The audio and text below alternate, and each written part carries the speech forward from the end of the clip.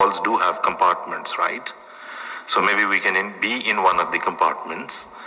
But if we are there, and if Allah has given us the ability to be there and like it and understand it, isn't there a way that we can utilize this understanding in some practical way to do something about it?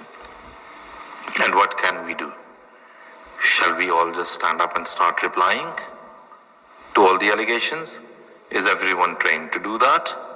Should they even do that if they're not trained? I mean, carrying out surgery on someone's heart is a very virtuous deed. But then I shouldn't be doing that virtuous deed.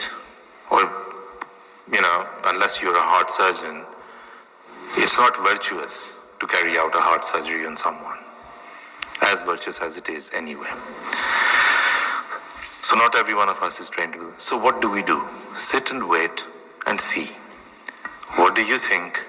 If I can now request you to let me know, ask if you want to ask anything that you think you can do, and we can talk about it for the next, maybe half an hour or so.